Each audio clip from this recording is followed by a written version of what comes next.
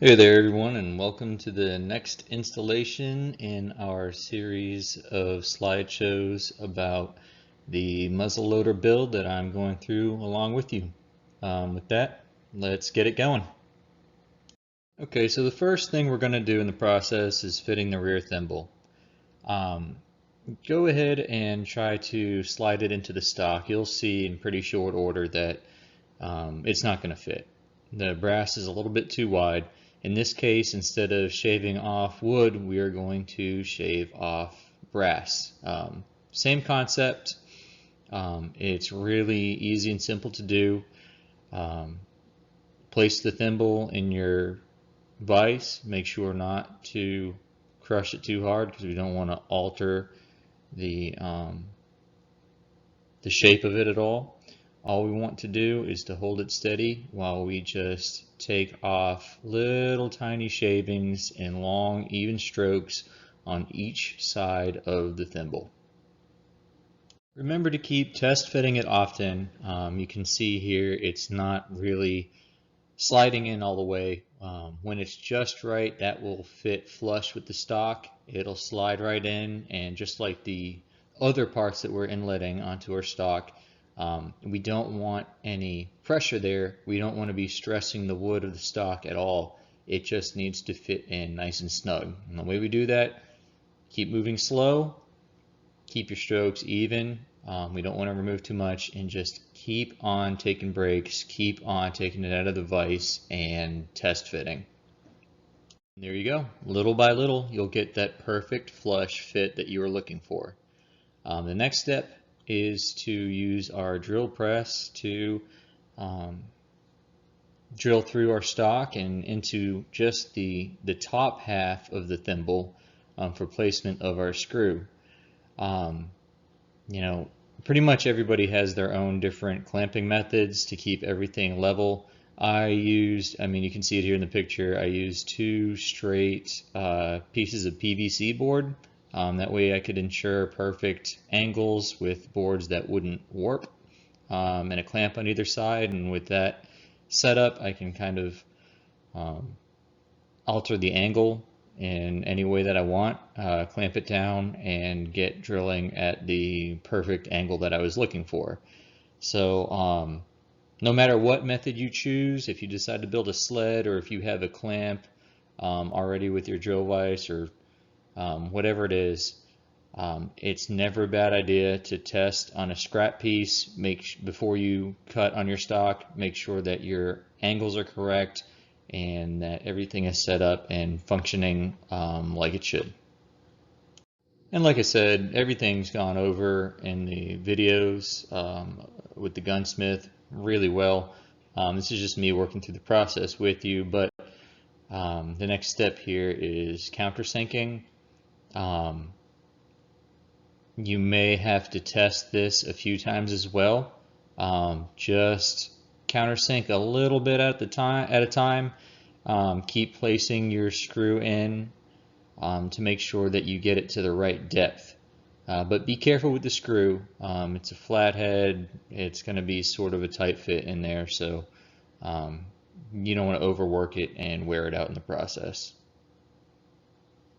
And after you finally get it countersunk to the right depth, tap a hole in your brass to fit, and go ahead and do your test fit one final time. Make sure both that you've countersunk it far enough so that it will not interfere with the barrel at all, and also check the thimble to make sure that it is not obstructed and your ramrod will slide through without issue.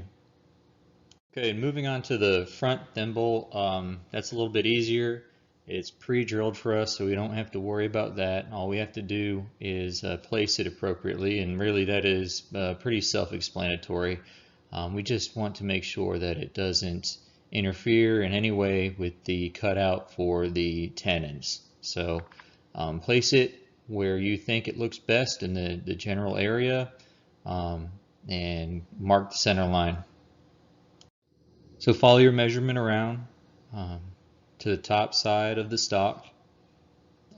Place the stock in your sled or your vise or whatever you have set up. Make sure that everything is perfectly level.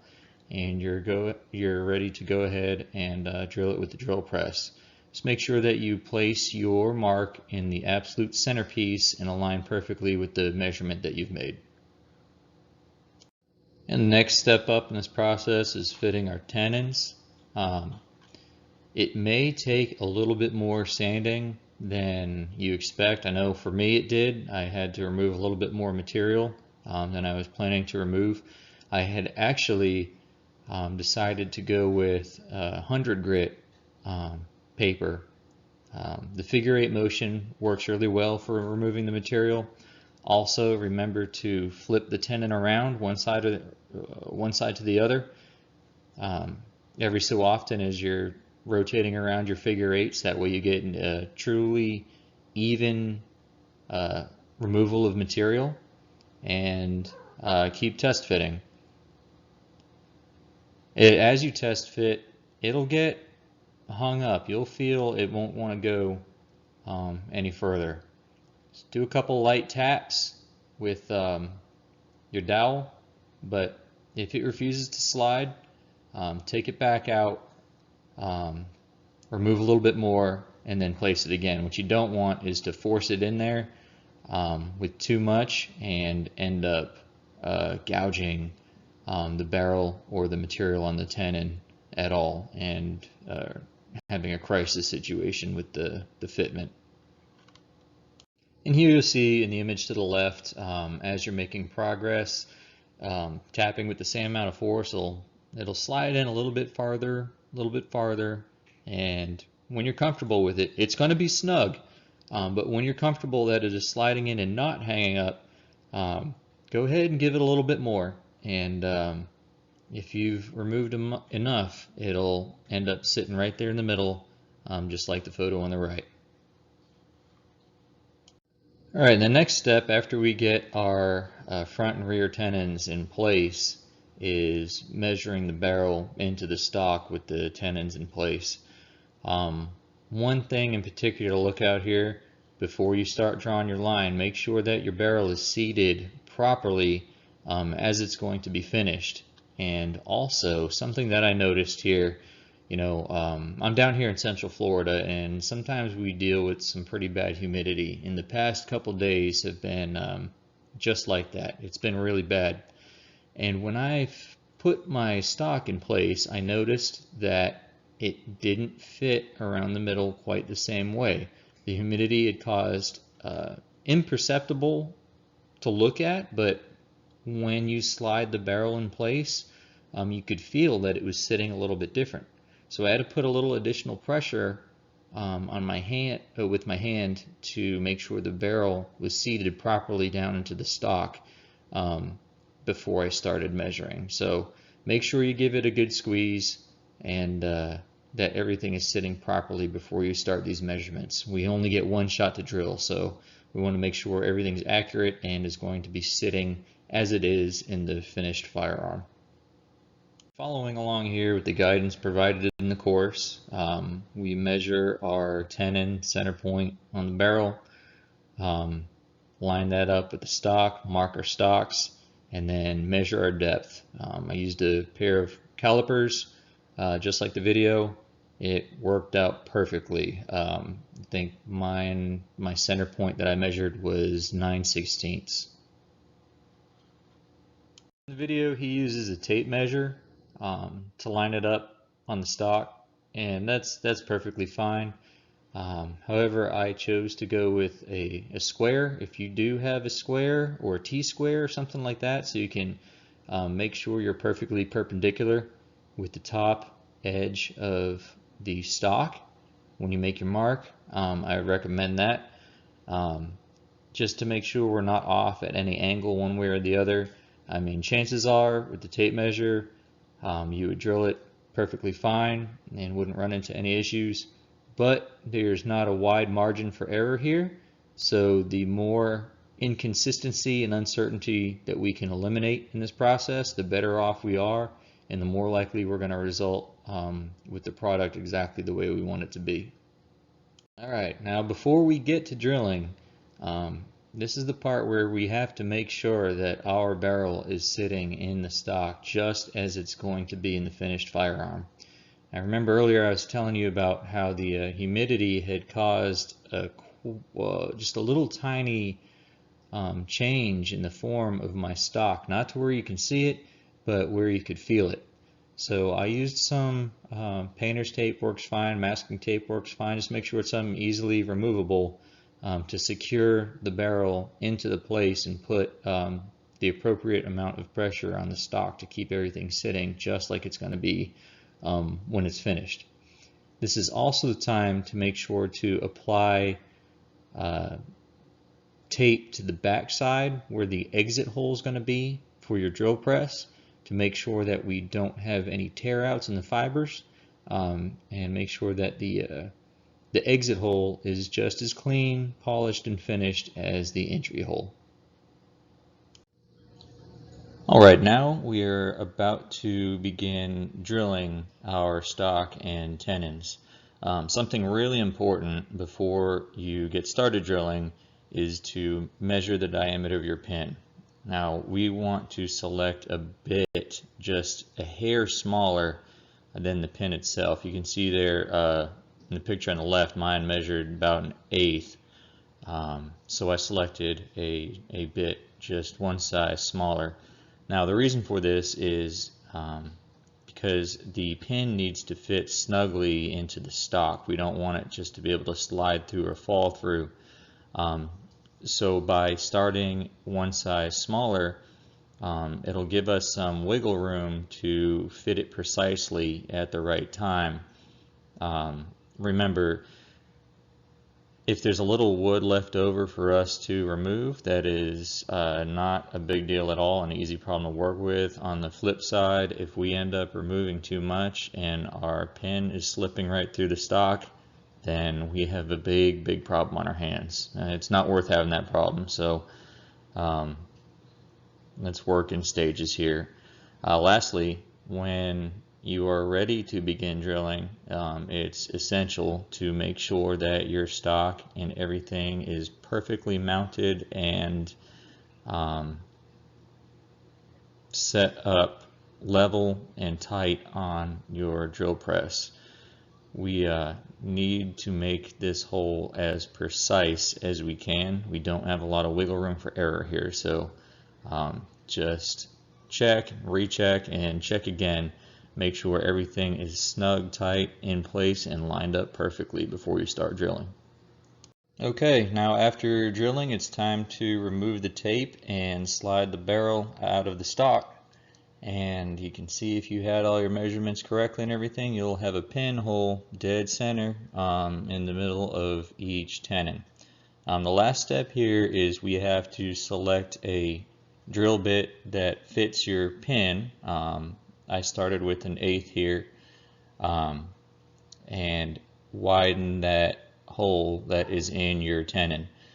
This is because we want the pin to be able to slide through the tenon, but fit the wood stock on either side pretty snugly. So relatively simple process. The barrel alone is going to lay flat. I mean, double check to make sure it's level, but it shouldn't be much trouble at all. And just apply slow pressure and widen that hole a little bit. The next item, we're going to begin fitting the nose cap here. It will require some removal of some casting marks. For this job, I chose one of my smaller triangle files. It seemed to be the best width for getting an even removal on each angle of the nose cap. While you're going through this process, remember to check fitment with your barrel. Mine did not fit very precisely. I try to capture that in the middle photograph here. So as you're filing, just like with the inletting process, keep fitting, find out where the contact points are for where you should remove material. And again, it doesn't take much at all. You just remove a little bit here and there at the contact points. Continue to refit, and then eventually you'll get it perfectly snug. Really, it didn't take that much at all to go from that picture in the middle there to the picture on the right, where the fitment is pretty precise. So a little bit at a time and keep measuring. Just like everything else in this process, we want to make sure the fitment of everything is precise. So go ahead and fit your nose cap to your stock there. Just press it up and see how everything lines up. Now with mine, I could tell the angle that the cap was cut was just slightly off. There was just a hint more material on one side than the other, and you can kind of see it in the picture there on the left. There's a little bit of a gap on the right side. So I chose to lightly file the side of my cap that was making more contact than the other.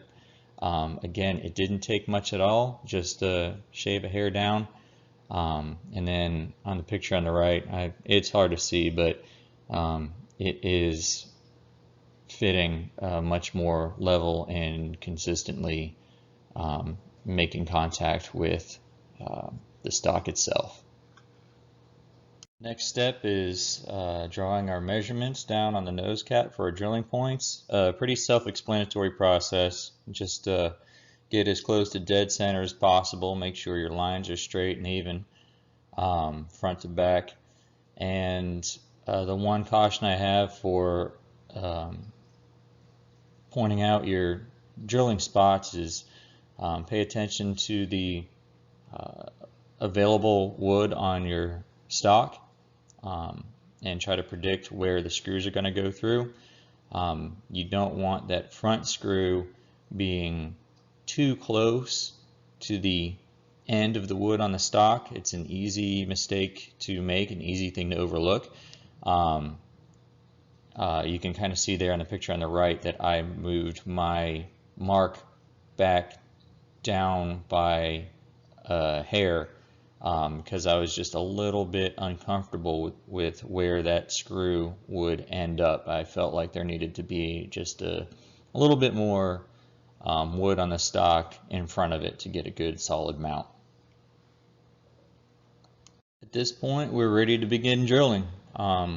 It is fine to hold it with your hand on the drill press as long as you have everything measured up properly. I would suggest going slow and using light pressure so your bit is just sort of shaving the brass away. There's no reason to rush it or anything, and we want to make sure that it doesn't grab on or walk around on us or anything like that. So going slow just alleviates these issues. Go ahead and fit your screws in place to make sure you've selected the correct bit, and then just a little bit of countersinking or grinding so that the screw heads will fit down nicely. Again, go real slowly while doing this and continue to fit and refit the screws until you're satisfied with the depth that they're sitting at. A familiar mantra through this whole thing: once it's gone, we can't put it back. So make sure you don't apply too much pressure or drill all the way through, or you'll have some real serious problems. So keep on test fitting and just shave away a little bit at a time, and you'll end up with a really nice looking finished product. Alright, and last slide for this week. When you mark your holes to drill in your stock, make sure that you fit everything precisely. Press everything together the way you want it to be when the final install is complete. Make sure the barrel's in place and everything's seated properly. Go ahead and mark the holes, drill them, and install the nose caps. Pretty self-explanatory process. Now once you turn it over, of course the screws are going to be poking through quite a bit. So I just took a little rotary tool, grinder, and shaved them down to where they will not make contact with the barrel once the final installation is complete. And that wraps it up.